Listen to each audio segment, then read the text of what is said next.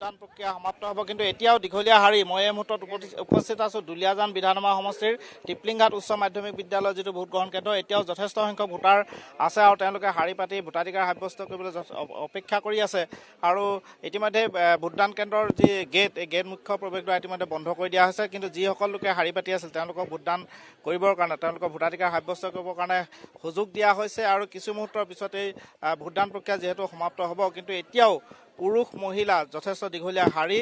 আৰু দুলীয়াজানৰ যিটো ভোটদানৰ হাৰ এই মুহূৰ্তলৈকে 61.30%লৈকে অতিক্ৰম কৰিছে।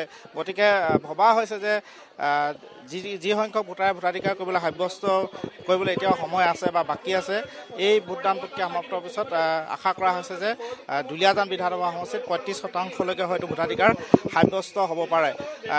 পৰিৱেশটো দেখুৱাই আছে ভিডিঅ' জাৰ্নেলিষ্ট প্ৰাঞ্জল খনিকৰে। আৰু এটা কথা উল্লেখ কৰিব লাগিব যে বিগত লোকসভাই হওক বা বিধানসভা নিৰ্বাচনৰ তুলনাত এইবাৰৰ ভোটদানৰ হাৰ কিছু হ্ৰাস পোৱা পৰিলক্ষিত হৈছে। বিশেষকৈ তিনিচুকীয়া বিধানসভা সমষ্টিত, ডিগবৈ বিধানসভা সমষ্টিত ভোটাৰৰ শতকৰা হাৰ যথেষ্ট হ্ৰাস পোৱা পৰিলক্ষিত হৈছে। কিন্তু ইয়াৰ বিপৰীতে যদি আপুনি চায়, দুলীয়াজান বিধানসভা সমষ্টি, চাবুৱা, লাহোৱাল, একেদৰে মাৰ্ঘেৰিটা, এই যিকেইটা সমষ্টি আছে এইকেইটা সমষ্টিত যথেষ্ট সংখ্যক লোকে ভোটাধিকাৰ সাব্যস্ত কৰিছে। 60%ৰ ওপৰত তেওঁলোকে ভোটাধিকাৰ সাব্যস্ত কৰিছে এইকেইটা সমষ্টিত।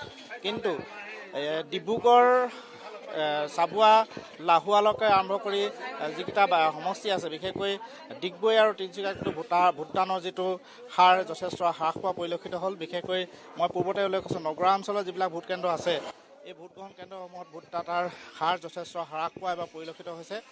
পুৱাৰ ভাগত যথেষ্ট হেৰেঙা উপস্থিতি দেখা গৈছিলে ভোটাৰৰ, কিন্তু পিছ মুহূৰ্তলৈ বা পিছবেলালৈ ভোটাৰৰ সংখ্যা যদিও বৃদ্ধি পাইছে, কিন্তু ভোটদানৰ যিটো হাৰ, সেই হাৰ কিন্তু এতিয়াও 60% অতিক্ৰম হোৱা নাই, বিশেষকৈ তিনিচুকীয়া, ডিগবৈ সমষ্টিত। কিন্তু ইয়াৰ বিপৰীতে দুলীয়াজানে হওক বা চাবুৱা, লাহোৱালৰ পৰা আৰম্ভ কৰি এইকেইটা সমষ্টিত 60%ৰ ওপৰত ভোটাধিকাৰ সাব্যস্ত হৈছে।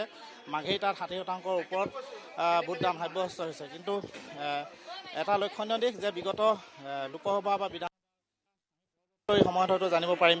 এই মুহূৰ্তত যথেষ্ট সংখ্যক লোক আছে। বাইদেউগৰাকী কাষলৈ আহিবলৈ বিচাৰিছে। আপুনি কিমান সময় অপেক্ষা কৰি আছে? মোৰ 2 ঘণ্টামান হ'ল। মানে কেনেধৰণৰ এটা বাৰ্তা দিব বিচাৰে এবাৰ নিৰ্বাচনত, এই প্ৰক্ৰিয়াত অংশগ্ৰহণ? ভোট দিবলৈ ওলাই আহিব লাগে আৰু চবে, যিমান দেৰি হ'লেও। আগৰ বছৰবিলাকৰ তুলনাত যথেষ্ট এবাৰ ভোটদানৰ মাত্ৰাটো কম। হয়।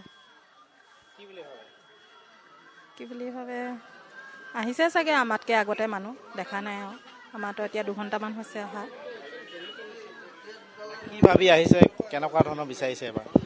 কি ভাবি, ভাল মানুহ এজনে জিকক, আমাৰ এখন উন্নত কৰক আৰু অলপমান জেগাডোখৰ। আৰু কিছু সংখ্যক লোক আছে তেওঁলোকে ভোটদান কৰিবৰ কাৰণে অপেক্ষা কৰি আছে। মই তেওঁলোকৰ পৰা জানিবলৈ গৈছোঁ। বাইদেউ, আপোনাৰ ওচৰলৈ আহিছোঁ। যথেষ্ট সময় আপুনি অপেক্ষা কৰি আছে ভোটদান কৰিবৰ কাৰণে, কেনেকুৱা লাগিছে আজিৰ দিনটোত? বহুত ভাল লাগিছে। বহুত দীঘলীয়া লাইন, অৱশ্যে অকণমান দেৰিকৈ আহিছোঁ।